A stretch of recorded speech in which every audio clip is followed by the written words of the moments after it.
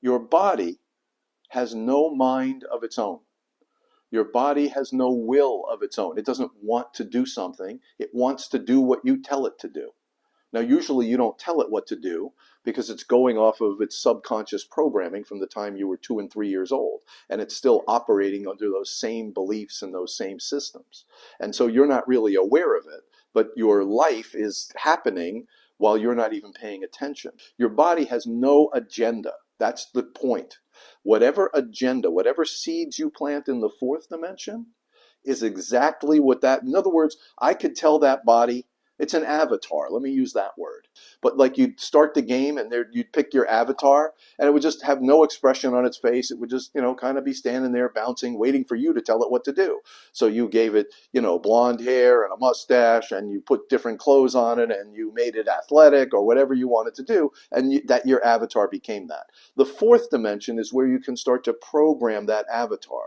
Take all the default programming, the negative programming that's embedded in your body now, and get rid of it and reprogram your body to be healthier, to have, to just have much better habits, to eat healthier, to be more active, to take walks at night, to do a morning meditation, to be a deep breather. You can program thousands of new habits into that avatar. That's your goal in the fourth dimension, is to learn how to control yourself in the third dimension, so that life down there is more balanced. So what we do in the fourth dimension is we make plans. We give ourselves like a compass. This book here, The Cycle of Mind, it introduces a fourth dimensional tool called the thought matrix. And in the fourth dimension, but in that book, I talk about giving yourself a moral compass, defining what you stand for in life. What kind of a person are you? What values and principles do you stand for? And you do this in the fourth dimension because when you go back to the third dimension, it's going to be chaos again. It's going to be crazy. You're out of balance again. But now, wait a minute, I'm holding on to this compass that I developed in the fourth dimension. Now I actually have it in the third dimension and I can start to align my life with my values and principles. I can start to align my life with the new habits I'm trying to create because now I'm holding on to literally a compass to guide me instead of the third dimension where everything's coming at me and I have no guide and I'm just trying to grab onto whatever comes next.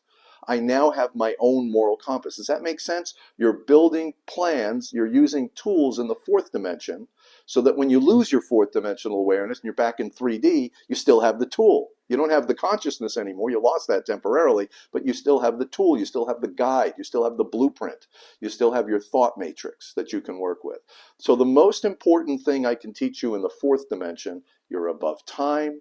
You're above mind. You start to understand that time operates in much longer rhythms and cycles, not the way you want it to operate. The universe operates how it operates on its own timeline, in its own rhythms, and it does operate in rhythms and cycles, and it just takes its time. You plant an acorn, it may take even 12 weeks for it to just stick its head above the dirt.